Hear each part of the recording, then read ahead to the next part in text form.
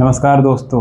आप लोग पढ़ रहे हैं कि नहीं? उम्मीद करते हैं आप लोग पढ़ रहे होंगे और एक अच्छा सॉल्यूशन आप लोग सीख रहे होंगे। और कम से कम ट्रिग्नोमेट्री 12 नंबर की हर साल आती है। अगर आपको 70 में 70 नंबर लाने हैं तो मेरे बताए हुए कॉन्सेप्ट ज़रूर फॉलो करें। और इस बुक में हम लोग जो एनसीईआरटी बुक चला रहे हैं, इसमें आपके पास आपके स्कूल में कोई भी बुक चल रही हो, चाहे वो डॉक्टर मनोहर रे हो या अरिहंत हो, कोई भी हो, हम आपको हर एक सवाल करवाएंगे। पहले एनसीईआरटी कंप्लीट करवाएंगे, उसके बाद जब प्रैक्टिस करवाएंगे तो सब शामिल कर लेंगे और आपको जो एग्ज़ाम में पूछे जाते हैं बिल्कुल वही क्वेश्चन करवाएंगे। तो आप लोग बिना टेंशन किए पढ़ते रहिए। तो शुरू करते हैं आज का क्वेश्चन। ये एनसीईआरटी में दिया हुआ है, देखिए क्या पूछा है। इन्होंने ये पूछा है कि in this given figure tan p minus cot r का मान बताओ। यहाँ पर ये फिगर इन्होंने क्वेश्चन में ही दे रखा है, तो इसे कैसे सॉल्व करेंगे।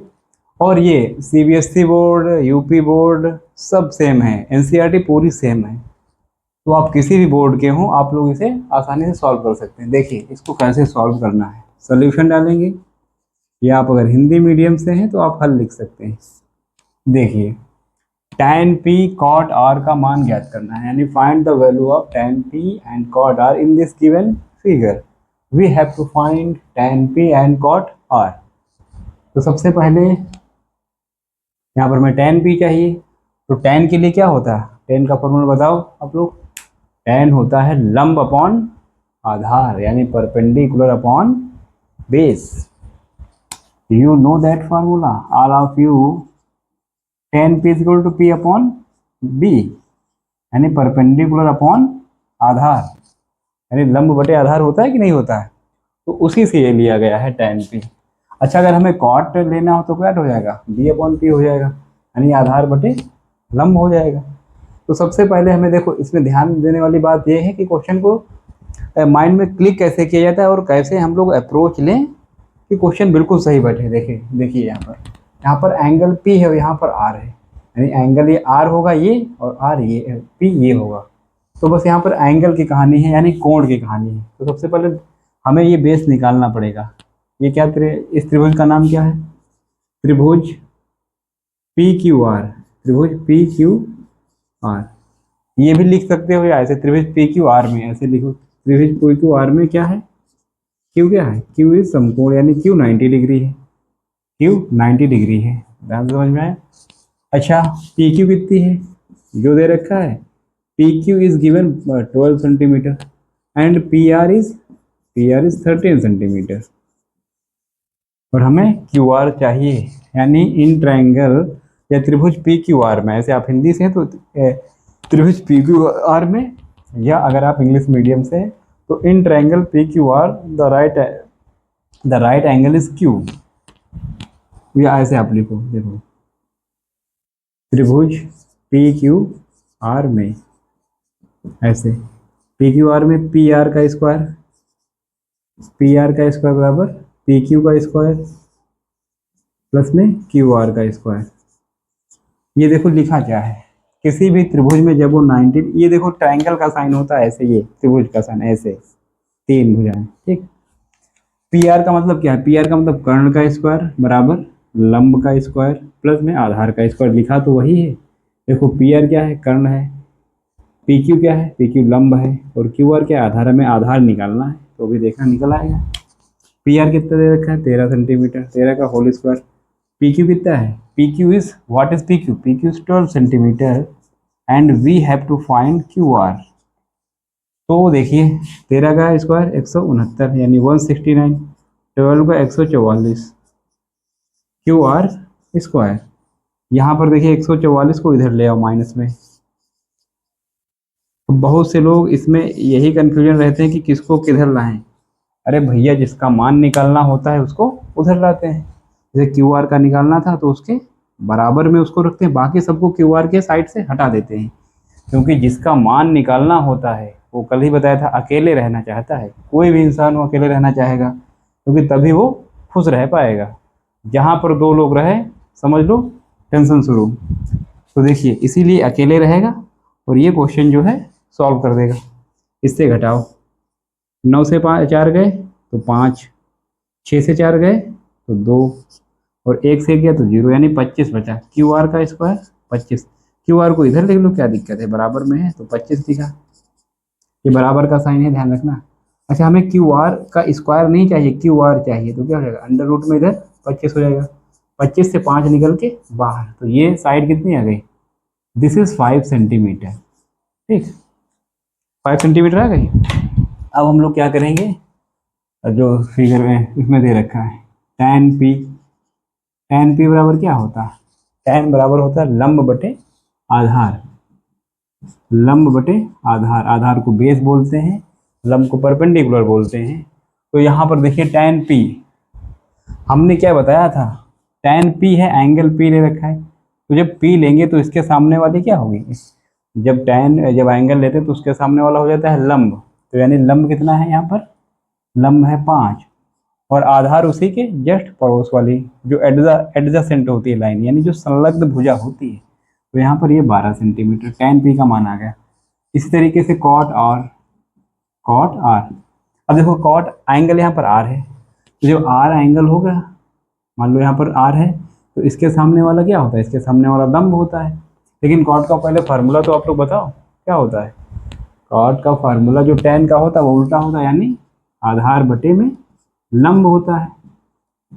अब देखिए यहाँ पर इसके सामने cot r एंगल ले रहे हैं, और cot का फार्मूला ये होता है, क्योंकि आपको अगर tan का आता है तो cot पलट दोगे। अब अच्छा देखो, ये इसके सामने वाला लंब होता और इसके पड़ोस वाला आधार, तो आधार कितना है यहाँ पर 5 है, और लंब कितना है, लंब है 12। ठीक, अब देखिए इन्होंने जो पूछा था tan p minus cot r का मान बताना था ये इस क्वेश्चन में। तो देखो बहुत आसान, tan p कितना है, tan p है हमारे पास ये, इसे अंडरलाइन कर देते हैं, tan p है 5/12, तो 5/12 रखा, माइनस cot r भी कितना है 5/12। अच्छा, जब सेम संख्या है तो घटकर कितना आ जाएगा, सेम संख्या घटकर 0, तो 0 का मतलब इसका शून्य माना जाएगा। तो देखिए बिल्कुल हलवा ही क्वेश्चन एनसीईआरटी पूछती है, और ऐसे ही हजारों सवाल आएंगे, और हम आपको एक एक सवाल, एक एक कॉन्सेप्ट बताएंगे, आप लोगों को कोई दिक्कत नहीं होगी, मैथ में तो खासकर। बाकी सब्जेक्ट आगे इंग्लिश या धीरे धीरे पढ़ाते जाएंगे, इंग्लिश ग्रामर वगैरह, लेकिन तब तक मैथ आप लोग सीखिए। नोट कर लीजिए या इसका स्क्रीनशॉट ले लीजिए। आगे के सवालों को लगाने से पहले ये टेबल आपको याद करना बहुत ही ज़रूरी है। ये टेबल आपको हम याद करवा देंगे, बस आप लोग ध्यान से सुनिए कि ये टेबल कैसे बनी और इसके मान क्या क्या हो सकते हैं और कैसे निकलते हैं इनके मान। जैसे देखिए यहाँ पर साइन थीटा की वैल्यू हमें फाइंड करनी है, साइन 0 का मान कितना होता, साइन 30 का मान कितना होता, साइन 60 का मान कितना होता, और even what is sine 90 degree, all of them I will tell you.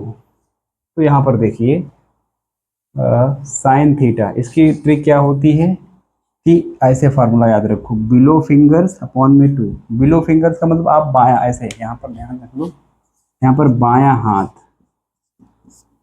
बायां हाथ ले सकते हो, left hand, left hand, left hand की ट्रिक से आप लोग जो है यहाँ पर निकाल सकते हो वैल्यू। जैसे देखिए हम यहाँ पर हाथ रख के बताते हैं, यहाँ पर 0 डिग्री है, यहाँ पर 30 डिग्री है, यहाँ पर 45 डिग्री है, और यहाँ पर 60 डिग्री है, और यहाँ पर 90 डिग्री है। ध्यान से देखना, इसी बायां हाथ की ट्रिक से आप लोग सब मान निकालना सीख जाएंगे।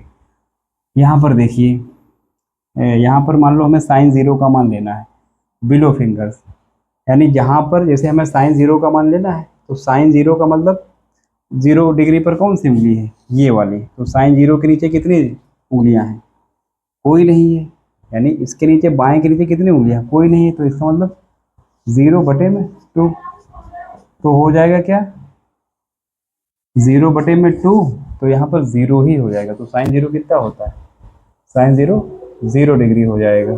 ठीक है, जैसे फिर से देखिए कैसे हमने क्या कहा, बाएं बिलो फिंगर्स यानी बायां हमें हाथ लेना है और इसके नीचे काउंट करनी। तो साइन 0 का हमें मान निकालना है, तो 0 डिग्री को हमने ये माना है, आप उंगलियों पर अपने ऐसे लिख लिए 0, 30, 45, 60, 90। तो साइन 0 का मान निकालना, इसके नीचे अच्छा कितनी उंगलियां हैं, को कितनी भी नहीं उंगलियां हैं, तो 0 उंगली हुई ना। तो यहाँ पर बिलो फिंगर्स का मतलब उंगलियां नीचे कितनी है, 0, और अंडर रूट 0 का मतलब जीरो होता है बटे में दो जीरो, तो साइन जीरो का मान कितना आ गया 0 डिग्री। मान लो हमें साइन 30 का निकालना है, तो साइन 30 देखो साइन 30 हमारी ये वाली उंगली थी, तो इसके नीचे कितनी उंगली बिलो फिंगर्स, इसके नीचे एक उंगली है, इसके नीचे कितनी उंगली एक। तो यहाँ पर देखो ऐसे मान रख के देखते हैं, √1/2 यानी एक से बाहर निकल आएगा, तो साइन 30 का मान 1/2 यहाँ से ऐसे आ गया। ध्यान रखना साइन 45 देखो, साइन 45 यानी 45 ये वाली उंगली, साइन 45 के नीचे की कितनी उंगलियां दो, देखो इसके नीचे कितनी उंगलियां दो, तो हमने यहाँ पर 2 लिख ली। अब नीचे कितना है, नीचे भी 2 है, नीचे भी 2 है, तो साइन 45 के मान ही आ गया। लेकिन अगर इसे हम मान लो साइन 45 √1/2, साइन 45 के नीचे की उंगलियां कितनी है 2, 2 है, और 2/2 रखेंगे तो कितना आ जाएगा। अच्छा इसमें संयुग्म में से गुणा करा के देखते हैं, तो 2 से 2 ये हो गया 2√2। देखो यहाँ पर ये मान कुछ अटपटा लग रहा है, इसीलिए हमने क्या किया, जो अंडर रूट है उससे मल्टीप्लाई करके यानी ऊपर गुणा करा दिया, ऊपर भाग करा दिया। तो यहाँ पर देखिए, यहाँ पर इस अंडर रूट से 2 बाहर निकल के आ गया, इसकी 2√2 हो जाएगी। अब देखिए ये से ये कर गया तो कितना आ गया 1/√2, तो 1/√2 इसकी वैल्यू आ गई। ध्यान से समझो, बहुत ही आसान है। देखिए फिर से देखिए, थोड़ा इसे इरेज कर देते हैं। साइन 60 की वैल्यू क्या है, साइन 60 देखिए, साइन 60 के नीचे कितनी उंगलियां हैं 3 है, तो साइन 60 3, इस फॉर्मूले में रखो, यानी 3 √3 बटे में 2, तो साइन 60 की वैल्यू कितनी आ गई √3 बटे में 2। साइन 90 देखो, साइन 90 का मतलब क्या हुआ, 90 का मतलब ये इसके नीचे कितनी उंगलियां हैं 4, इसके नीचे कितनी उंगलियां 4, देखिए 4 लिखा अंडर रूट में, बिलो फिंगर्स यानी नीचे कितनी उंगलियां हैं बटे में 2, ये तो फार्मूला में था। तो 4 से 4 को क्या ले सकते हैं, 2 × 2 लिख सकते हैं, तो 2 से 1 2 बाहर निकल आया बटे में 2, तो 2 1 कम 2, तो साइन 90 कितना हुआ, साइन 91 आ गया। ध्यान रखना ऐसे ही हम कॉस की भी निकालेंगे, आप लोग अच्छे से देखिए कैसे। अच्छा कॉस की हम बता देते हैं क्या होता है, साइन इधर से चलता है, कॉस इधर से। अब देखो कॉस इधर से का मतलब कॉस उल्टा चलेगा, यानी कॉस 0 कितना होगा 1, फिर कॉस 30 कितना हो जाएगा, इधर से चलेगा √3/2, फिर कॉस 45 ये आ जाएगा यही वाला, और फिर कॉस 60 अब इधर वाला 1/2, और फिर कॉस 90 0 डिग्री, 0 डिग्री नहीं 0 होगा। देखो साइन इधर से ऐसे चलता है, और कॉस देखो वही मान सब लिखे पर उल्टा चलता है, बात समझ में आई। अब कॉस को निकालने के तरीके हम बता देते हैं आपको। जैसे देखिए तरीका क्या है, कॉस में साइन में क्या था, नीचे की उंगलियां गिनते थे, इसमें क्या करेंगे ऊपर की उंगलियां गिनेंगे। ध्यान से देखना, जैसे हमें मान लो cos 60 की वैल्यू निकालनी, cos 60 यानी cos 60 देखो कहाँ पर होगा, ये वाली उंगली 60 है, cos 60 की वैल्यू निकालनी है। तो इसमें क्या है, cos में एबो फिंगर्स यानी 60 के ऊपर, यानी ये 60 के ऊपर कितनी उंगलियां हैं एबो फिंगर्स, यानी ऊपर उंगली कितनी है एक है। तो यहाँ पर इस फार्मूले में रखो 1/2। अच्छा 1 से वर्ग, 1 का वर्गमूल कितना होता है 1 बटे में 2, तो इसका मान क्या आ गया साइन 60 की वैल्यू 1/2। बताओ ऐसे क्या सब निकाल कर दिखाएं, ऐसे सब लग जाएंगी। अब आ जाते हैं टैन थीटा में। टैन थीटा की क्या होगी, लेफ्ट फिंगर्स, इस पर देखो अंडर रूट पूरे पर चढ़ा है, इसमें 2 रहता था सिर्फ, इस पे ऊपर गिरता था, इसमें सब पर जाए लेफ्ट फिंगर्स अपॉन में राइट फिंगर्स। देखिए कैसे टैन की जो है इसे इरेज कर देते हैं, यहाँ पर से निकाल के टैन की बताते हैं आपको। जैसे देखिए टैन थीटा, टैन थीटा क्या लेफ्ट फिंगर, जैसे हमें टैन 45 का मान निकालना, ध्यान से देख, मान लो मैं टैन 30 का मान निकालना, टैन 30 ये है, ध्यान से देखना टैन 30 दिस इज, क्योंकि ये 30 है ना टैन 30, तो देखो टैन 30 के लेफ्ट, लेफ्ट का मतलब इधर लेफ्ट होगा, इधर राइट होगी। टैन 30 के लेफ्ट में कितनी उंगली एक, टैन 30 के लेफ्ट में एक उंगली है, तो देखना टैन 30 के लेफ्ट में एक उंगली, ऐसे ऐसे रख दो। फिर इसके इसके राइट में कितनी 3, इसके राइट में 1 2 3, तो 3 हो जाएगी। अच्छा देखो अब एक से तो एक ऊपर निकल है, इसका वर्गमूल एक होता है और 3 का होता नहीं है। तो tan 30 की वैल्यू कितनी होती है? 1/√3। ये tan 30 का मान आ गया। आप लोग चेक करना, ऐसे ही निकल आते हैं। या मान लो tan 0 का हमें मान निकालना है, tan 0 का मान निकालना, इसमें रखो tan 0 कहाँ पर होगा? tan 0 के नीचे लेफ्ट में कितनी उंगलियां हैं? लेफ्ट में इससे एक भी नहीं है, तो यहाँ पर कितनी हो जाएंगी? 0। इस फॉर्मूले रखो बटे में। राइट में कितनी है? राइट में देखो कैसी है। tan 0 का मतलब इसके नीचे, लेफ्ट का मतलब इसके इधर वाली लेफ्ट, इधर वाली राइट। तो tan 0 में इधर तो 0 है उंगलियां, और राइट राइट में कितनी है? राइट में 1 2 3 4, तो 4 रखिए। अब देखो 0 आ जाएगा, इसका 2 आ जाएगा, कुछ भी बटे में, 0 के बटे में कुछ भी वो 0 कर देगा, तो tan 0 0 हो जाएगा। अब देखो tan 60 कितना होता है? tan 45 कितना होता है? tan 45 1 होता है। tan 60 √3 होता है, √3 होता है। और tan 90 कितना होता है? tan 90 इन्फिनिटी यानी अपरिभाषित, ऐसे लिख देंगे इन्फिनिटी, या ऐसे इसे लिख दो अपरिभाषित, अपरिभाषित। ओके, अपरिभाषित कैसे आएगा ये देख लेते हैं। लेफ्ट फिंगर, जैसे tan 90 है, लेफ्ट फिंगर्स में कितनी है? 1 2 3 4। देखो tan अगर 90 की हमें वैल्यू निकालनी है तो लेफ्ट फिंगर्स में कितनी? 4 है। इस फॉर्मूला रखो, √4 अपॉन में क्या है? दाएं तरफ की उंगलियां कितनी हैं? दाएं तरफ उंगलियां तो इसमें एको नहीं बची, यानी 0। और देखो जब भी किसी संख्या में जैसे ये है, 0 के बटे में कोई भी संख्या लिखो उसका मान 0 आता है, लेकिन अगर यही उल्टा सिचुएशन आ जाए, किसी भी संख्या के बटे में 0 हो तो उसे आप सॉल्व नहीं कर सकते, वो अपरिभाषित मानी जाती है, यानी अनंत आ जाती है। समझ में आई बात? तो यहाँ पर ये क्या हो जाएगा? अपरिभाषित हो जाएगा। अच्छा, 0 का उल्टा कह सकते हो अपरिभाषित। उल्टा का मतलब जैसे ये 0 चला, 1 2 3 संख्या अनंत तक चलती जाएंगी, यानी गिन नहीं सकते आप, अनंत तक चलते चले जाएंगे, तो वो अनंत से वापस लौटेंगे तब 0 मिलेगा। तो इसीलिए कह दिया जाता है कि 0 का उल्टा अनंत होता है। बात समझ में आई? तो यही बात होती है। तो यहाँ पर देखिए, अब हमें 3 के आने चाहिए, 3 अपने आप निकाल लोगे कैसे?